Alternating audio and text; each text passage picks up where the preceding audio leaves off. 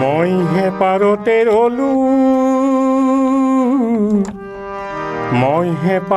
ৰলো জীৱন নদীৰ তুমি হতৰ হতে মিতালি পতা দেখিলো তুমি হতৰ হতে মিতালি পতা দেখিলো মই হে পাৰতে ৰলো।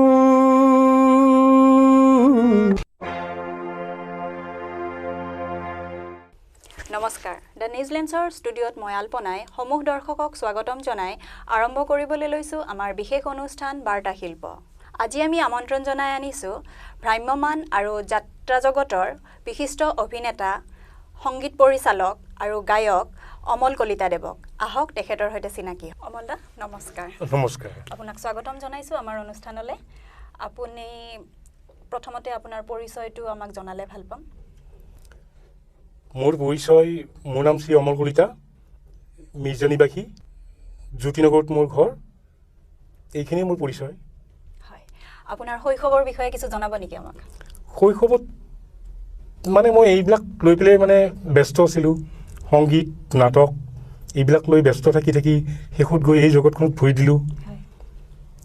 1977 চনত মই প্ৰথম ভ্ৰাম্যমান উৰ্বশী থিয়েটাৰত অভিনেতা হিচাপে আত্মপ্ৰতিষ্ঠা কৰোঁ। তাৰপিছতহে মই মানে কণ্ঠশিল্পী আৰু সংগীত পৰিচালনা এই দিশ দুটা মই আগবঢ়াই লৈ যাওঁ। আৰু তাৰ মাজতে কিন্তু মই অভিনয়টো বাদ দিয়া নাই। অভিনয়টো মই কৰি আছোঁ, আজিও কৰোঁ, আজিও গীত গাওঁ, ঠিক তেনেকৈ চলি আছে আৰু। আপুনি অভিনয় কৰা প্ৰথম নাটকখনৰ নাম কি আছিলে? মই প্ৰথম অভিনয় কৰা নাটকখন আছিলে প্ৰফুল্ল বৰাৰ আকাশী গংগা, মুখ্য চৰিত্ৰ। এটি অন্ধ গায়কৰ চৰিত্ৰত মই অভিনয় কৰিছিলোঁ, মানে যাক মানে আজিকালি হিৰো বুলি কয়। এইটো চেহেৰা বৰ্তমান মোৰ নাই, গতিকে তেতিয়াই সেই পদাৰ্পণ। তাৰপিছত মই অফশ্বৰ থিয়েটাৰত গ'লোঁ। আপোনালোকে বোধহয় জানেই, দস্যুৰাণী ফুলন দেৱী, ৰংগাবিলাৰ ফাঁচী এইবিলাক সেই সময়ত খুব হিট হৈছিলে নাটক। আৰু অফশ্বৰ থিয়েটাৰত মই দস্যুৰাণী ফুলন দেৱীৰ মানসিংৰ চৰিত্ৰত অভিনয় কৰিছিলোঁ, কথাছবি অভিনেত্ৰী মৌচুমী দেৱীৰ মানে এগেইনষ্টত। আৰু ঠিক তেনেকৈ মই মিউজিকটো বাদ দিয়া নাই। সেই বছৰে মই অভিনয় কৰোঁ, সংগীত পৰিচালনা কৰোঁ আৰু কণ্ঠদানো কৰোঁ মই অফশ্বৰ থিয়েটাৰত।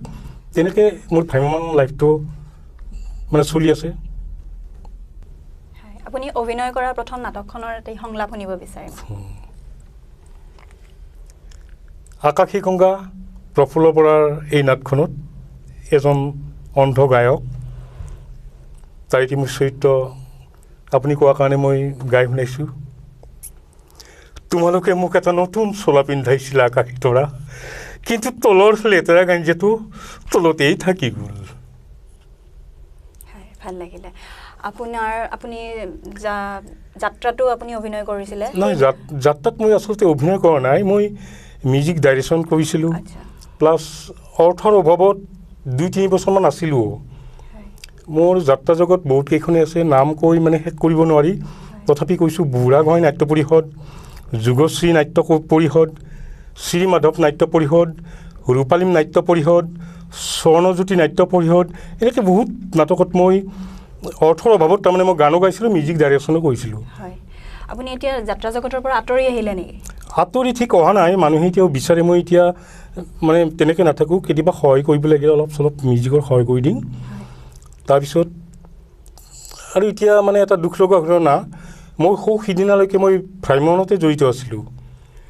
মই প্ৰাগজ্যোতিষ থিয়েটাৰত 2 বছৰ, এই লকডাউনত 2 বছৰ আগৰ ৰূপৰাজ থিয়েটাৰত 2 বছৰ থাকি শেষত মোৰ আপোনালোকে জানে লকডাউন পৰি গ'ল। লকডাউন হোৱাৰ লগে লগে আমাৰ থিয়েটাৰ আধাতে ভাঙা গ'ল। তেতিয়া আমি ঘৰত গুচি আহিলোঁ, শিল্পীখিনিৰ অৱস্থা একেবাৰে নাই। তেতিয়া ময়ো উপায় নাই, মই খুবেই বেয়া লাগে, মইতো মোৰেই আৰু তেনেকুৱা মোৰ সহপাঠী শিল্পী বহুত আছে, তেখেতসকলৰ অৱস্থা পানীত হাঁহ নচৰা অৱস্থা। আৰু মই উপায় নাপাই কৰিলোঁ কি, মই ঘৰতে এটা সৰুকৈ বৰ্তমান এতিয়াওতো ভ্ৰাম্যমানৰ পৰিৱেশটো এতিয়াও অসমত আহি পোৱা নাই, আগতে যিটো আছিলে আমি যিটো আছিলোঁ। এতিয়া মই ঘৰতে সৰুকৈ এখন দোকান দিছোঁ। সেই দোকানতে মই ব্যস্ত হৈ আছোঁ। তথাপি মাজে মাজে গান টানবিলাক ৰেয়াজ কৰি থাকোঁ, মানুহে বিচাৰিলে আহোঁ। মঞ্চত বিচাৰিলে গাওঁ সেইখিনি আৰু এইখিনিতে আপোনাৰ পৰা এটা গান শুনিব বিচাৰিম আমি মোৰ এই গানটো বহুতে বিচাৰে মঞ্চত উঠাৰ লগে লগে মানুহ মানুহ বুলি চিঞৰে গতিকে এই গানটোৰে মই আৰম্ভ কৰিম অলপ গাই দিছোঁ মানৱতাৰ গীত গাই মানুহ মানুহ মানুহ মানুহ মানুহ মানুহ ৰূপত মানুহ গুণে জীয়া মানুহৰ তেজ খাই সিহঁতেই পুনু দেৱতাৰ ৰূপত সিহঁতেই পুনু দেৱতাৰ ৰূপত মানৱতাৰ গীত গাই মানুহ মানুহ মানুহ মানুহ চৰাই শগুনে মৰা দেহৰ মঙ বিচাৰি খাই মানুহ শগুনে জীয়া দেহৰ মঙ আজুৰি খাই মানুহ মানুহ মানুহ মানুহ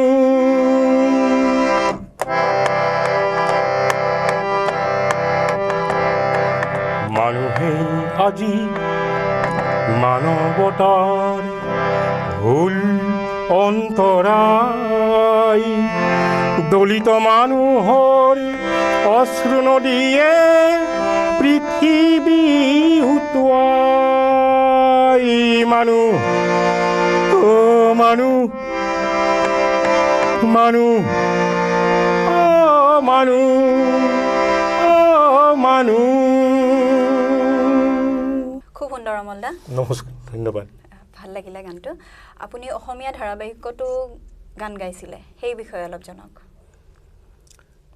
মই প্ৰথম ধাৰাবাহিক নিধাৰাপুখীৰ কন্দন তাৰ মানে টাইটেল ছং মই গাইছিলোঁ তাৰপিছত মোৰ দ্বিতীয় ধাৰাবাহিক হ'ল স্বৰ্ণমুদৈ পৰিচালিত প্ৰাচীৰিকৰ সৃষ্টি হৈছিল 2004 তাতো মই সেই প্ৰথম টাইটেল ছংটো গাওঁ আৰু এই গীতটি লিখিছিলে মোৰে বন্ধু বলেন শৰ্মা আৰু সুৰ কৰিছিলোঁ মই এই দুখন ধাৰাবাহিকতে মই গীত গাইছোঁ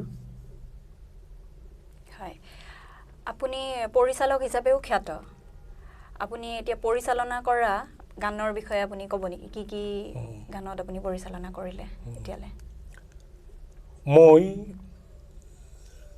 হিমালয় কেষ্টত অনিমা চৌধুৰী কণ্ঠৰ এটি গীত মই সুৰ কৰিছিলোঁ আৰু অনিমা বাইদেৱে গাইছিলে সেই গানটো এতিয়াও গায় আছে মোৰ কেছেটত আছে তেনে মোবাইলত আছে সেই গানটো এই অনিমা বাইদেৱে গাইছে মাজে মাজে ফাংচনত গায় মোক কয় বাইদেৱে অমল তুমি আৰু সুৰ কৰিবাচোন মোক দিবা গানটো ভাল পায় বাইদেৱে গাই পেলাই জানো বাইদেৱে ভাল বুলি কোৱাৰ কাৰণে মোৰো ভাল লাগে মই নিজে সুৰ কৰা এটা গান যদি অনিমা চৌধুৰীৰ নিচিনা শিল্পী এজনীয়ে গায় বা মঞ্চতো গায় মোৰ অত্যন্ত ভাল লাগে আৰু তেখেতে ইউটিউবত এই গানটো দিছেও নিজান পৰতে নবজাবি বাঁহীটি বুলি এই গীতটো দিছেও তেখেতে ইউটিউবত এতিয়া আপুনি কিহত ব্যস্ত আপুনি সংগীতৰ লাইনটোৰ পৰাও আঁতৰি আহিলে নেকি সংগীতৰ লাইনটোৰ পৰা ঠিক আঁতৰি অহা নাই কিন্তু পৰিস্থিতি সাপেক্ষে মই যিকোনো কাম এটাত বিজি থাকিব লাগিলতো যেতিয়া কৰোনা কালৰ লকডাউনৰ সময়ত মই ভ্ৰাম্যমান ত্যাগ কৰিলোঁ তেতিয়া অৱস্থা খুবেই বেয়া আপুনি হয়তো মানে হেৰি পাব ক'ব মই বেয়া নাপাম বা লাজ নকৰোঁ মই ছেটিংছতো কাম কৰিছোঁ ছেটিংছত মানে টেণ্ট হাউচতো মই কাম কৰিছোঁ পইচাৰ কাৰণে তাৰমানে তাৰপিছত খুব কষ্ট হয় তথাপি কৰিছোঁ আৰু কষ্ট কৰিলেও মই কৰিম আৰু তাৰপিছত উপায় নাই কি কৰোঁ শেষত উপায় নাই দুই এজন বন্ধুৱে মানে কোনোবাই কিবা অলপ দিছে এনেকৈ দি তেনে দোকানখন এতিয়া মই ঘৰত দিছোঁ সেইখনে টাকটুককৈ চলি আছোঁ আৰু আপোনাৰ ভৱিষ্যত পৰিকল্পনা বুলি ক'লে আপোনাৰ কি হ'ব ভৱিষ্যত পৰিকল্পনাটো বহুত আছিল। প্ৰথম কথা হৈছে অৰ্থৰ কাৰণে বহুত পিছ পৰি যাব লগা হয়। তথাপি মোৰ এটা হেৰি আছে যে মই আমাৰ দক্ষিণ কামৰূপ, বিশেষকৈ দক্ষিণ কামৰূপৰ শিল্পীখিনিক, অৱহেলিত যিখিনি শিল্পী আমাৰ যাত্ৰা জগততেই হওক, ভ্ৰাম্যমাণেই হওক, এই শিল্পীখিনিক একগোট কৰি পেলাই উন্নয়নমূলক কিবা এটা কাম কৰিব পাৰোঁ নেকি, সেই বিষয়ে মই আপোনালোকে জানে আমাৰ বিশ্বজিৎ কলিতা, তেখেতটো চিনেমাৰে এৰি আৰু ডাইৰেক্টৰৰ পৰা সাংবাদিকৰ পৰা গোটেইখিনি তেখেতে খুব ভালকৈ জানে। মই তেখেতৰ লগত মাজে মাজে কথাও পাতোঁ আৰু বিশ্বজিৎ কলিতাই মোক যথেষ্টখিনি কৈছে, অমলদা আপুনি চিন্তা কৰিব নালাগে, আমি কিবা এটা কৰিম।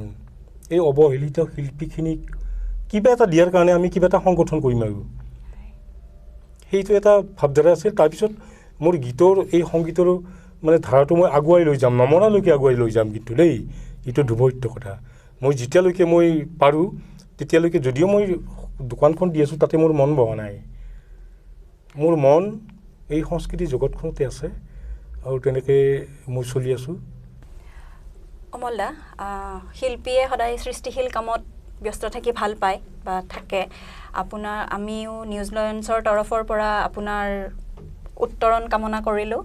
আৰু আপুনি ধাৰাবাহিকত যি দুটি শীৰ্ষক গীত আপুনি গাইছিলে, সেই দুটা আমি শুনিব বিচাৰিম আপোনাৰ পৰা।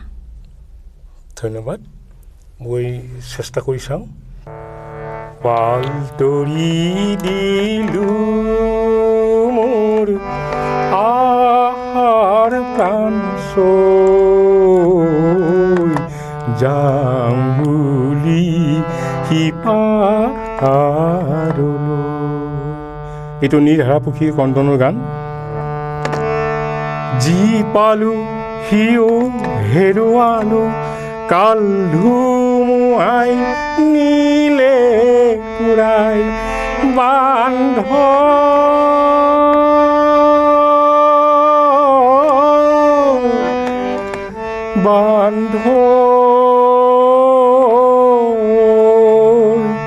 আহাৰ পান চৈ, যাম বুলি সিপাৰলৈ।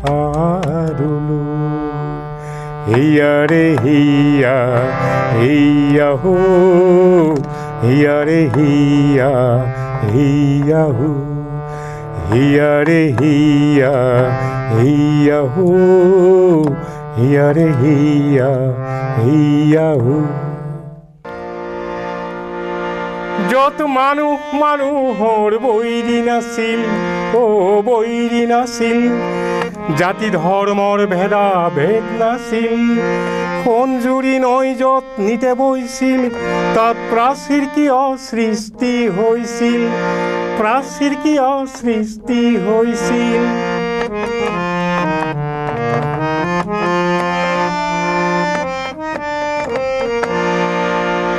সময়ৰ দবা দেখোঁ তাতো বাজিছিল, সংগ্ৰামী জনগণ ওলাই আহিছিল, সোণজুৰি নৈয়ে মিঠা গীত গাইছিল।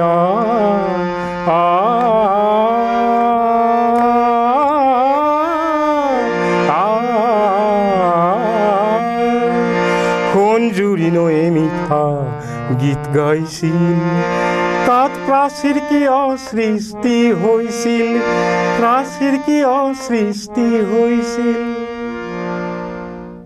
খুব সুন্দৰ অমলদা। সাংস্কৃতিক জীৱনত আপুনি এতিয়ালৈ কিবা স্বীকৃতি বা বঁটা পাইছেনে, সেই বিষয়ে অলপ জনাওকচোন আমাক। মই প্ৰথম ধাৰাবাহিক প্ৰাচীৰ কিয় সৃষ্টি হৈছিল 2004, এই গীতটিত মই শ্ৰেষ্ঠ সংগীত কণ্ঠশিল্পীৰ বঁটা মানে মুনলাইট মিডিয়া বঁটা লাভ কৰিছিলোঁ 2004 এই গানটোত। আৰু 2019-ত মই ভ্ৰাম্যমাণৰ শ্ৰেষ্ঠ সংগীত পৰিচালকৰ বঁটা ৰামধেনু বঁটা লাভ কৰিছোঁ। এই দুটাই বঁটাই মই লাভ কৰিছোঁ। হয়, এই বঁটাই মানে আপোনাৰ এই স্বীকৃতিখিনিয়ে আপোনাক কেনেধৰণে অনুপ্ৰেৰণা যোগাইছে? ভাল লাগিছে যেতিয়া কিবা এটা কাম কৰিলে মানুহে ভাল বুলি কয় হয় তেতিয়া নিজকে অলপ ভাল লাগে আৰু বিভিন্ন অনুষ্ঠান প্ৰতিষ্ঠানে সম্বৰ্ধনা জনাই আছে স্বীকৃতিও দিছে তেনেকৈ চলি আছোঁ আৰু ভাল লাগে মানুহে মই এটা গান গালে যেতিয়া হাত চাপৰি দিয়ে তেতিয়া হাত চাপৰি মহটো কোনোবাই এৰিব পাৰিব জানো এই হাত চাপৰি মহৰ কাৰণে মই সৰুৰ পৰা আচলতে মই পঢ়া শুনাটো খুব এটা বিশেষ ভাল নাছিলোঁ যেতিয়া মই মেট্ৰিক মোৰ দিবৰ হয় তেতিয়া মই আগদিনাখন মেট্ৰিক আছে কিন্তু মই বিহু ফাংচন গাব গৈছিলোঁ কিহৰ কাৰণে হাত চাপৰি মহৰ কাৰণে এই আজিও সেই হাত চাপৰি মহটোৰ কাৰণে মই এই জগতখনৰ লগত আছোঁ আৰু বঁটাবিলাক ভাল লাগে আৰু যে কিবা এটা কৰিছোঁ ৰাইজে নিশ্চয় ভাল পাইছে তাৰে স্বীকৃতি স্বৰূপে এইখিনি দিছে সেইটোৱে আৰু হয় আপোনাৰ এয়া বহুমূলীয়া সময়খিনি আমাক দিয়াৰ বাবে ধন্যবাদ আপোনাৰ মানে ভৱিষ্যতে আৰু আগুৱাই যাওক সেয়াই কামনা কৰিছোঁ নিউজিলেণ্ডছৰ তৰফৰ পৰা আমাৰ এতিয়া সময়ো হৈ আহিল আপোনাৰ পৰা বিদায় ল'ব লাগিব বিদায় লোৱাৰ প্ৰাক মুহূৰ্তত আপোনাৰ পৰা আৰু এটি গান শুনিব বিচাৰিম এই গীতটোত মই মন সুৰভি কেছেটত এই গীতত মই কণ্ঠ দিছিলোঁ আৰু এই গীতটি লিখিছিলে মোৰ অতিকে মৰমৰ শিল্পী অপূৰ্ব বেজবৰুৱাই অকল মোৰ কাৰণে লিখিছিলে তেখেতে মোক কৈছিলে অমল তুমি খুব ভালকৈ গাবা তেতিয়া আমি সৰু অপূৰ্ব দাই এই গানটো মোৰ কাৰণে লিখিছিলে আৰু সুৰ কৰিছিলে শংকৰ দাসে অলপ গাই শুনাইছোঁ মই হে পাৰতে ৰ'লো মই হে পাৰতে ৰ'লো জীৱন নদীৰ তুমি হতৰ হতে মিতালী পতা দেখিলো তুমি হতৰ হতে মিতালী পতা দেখিলো মই হে পাৰতে ৰ'লো মই হে পাৰতে ৰ'লো জীৱন নদীৰ এই বাটে উভতি চোৱাৰ আজিও নাই সময় তোমাৰ হেৰুৱা দিনৰ পুৰণি স্মৃতিবোৰ আজি পোৱা আৰু নোপোৱা মই হে পাৰতে ৰ'লো মই হে পাৰতে ৰ'লো জীৱন নদী